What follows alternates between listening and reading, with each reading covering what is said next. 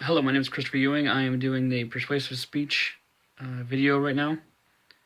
I'm going to do my speech over mental health and the attention that it needs to have. 40 million people are affected by mental health issues every day. They have to live with that, and it becomes a part of them. That 40 million, that number equals the population of New York State and Florida State combined. That's a lot of people every day that have to deal with a mental issue that affects them, that becomes part of their everyday routines. My thesis statement today is about mental health and what we can do about it. More help needs to be provided. 2, more services need to be provided. 3, we need to spot mental health issues in teens, so they can get the help early on, and that they can find a way to have a better life, and so they aren't drowned by issues.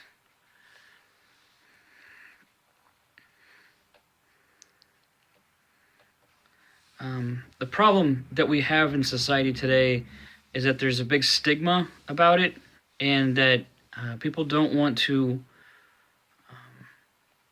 claim that they have a mental issue because it makes them look weak.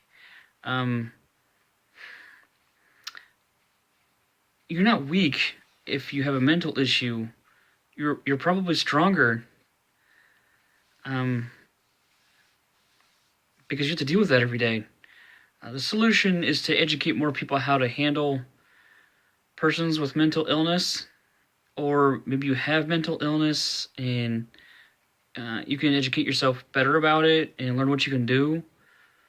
If you need medication, take the medication, or maybe you need some short-term stay in an institution, that might help.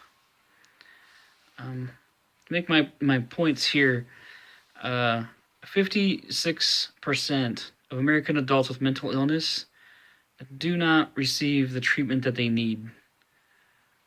That's out of the 40 million people.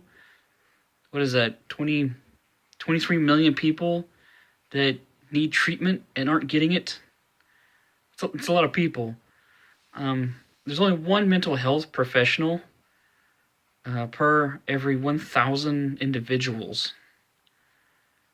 So, to put that in perspective, I think there's 80,000 people living in Lafayette, Indiana. That only makes what? 8,000 mental health professionals? It's not quite enough.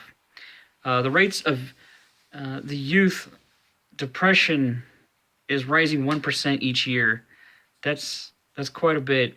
These are the most formidable years that a human being has, and those should be detected early.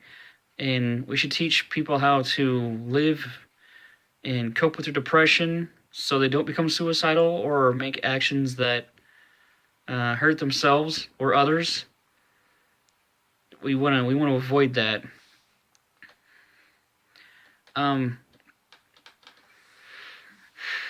Solutions that I want to provide for mental health illness persons are a continuity of care for themselves and for their families, the people who have to be around them all the time.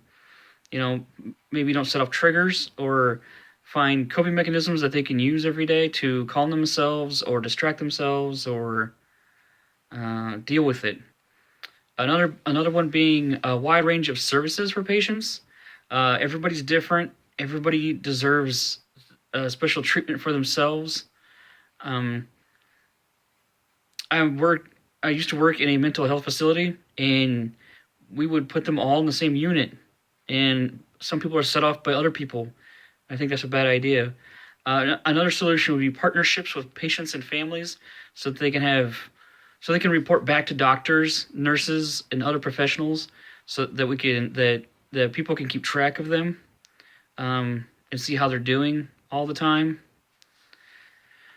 Would be pivotal for those folks.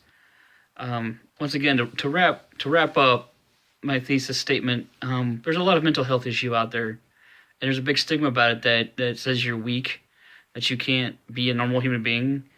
But with 40 million people out there, I don't know. Out of 330 million people living in the United States, 40 million's it's kind of up there. Is that like what, 12%, 15% of people out there have issues? But what we need to do is help them, provide help for them, provide services for them, and to spot mental issues early on in teens to make sure that they get the help that they need. Thank you for listening. Sorry this is late.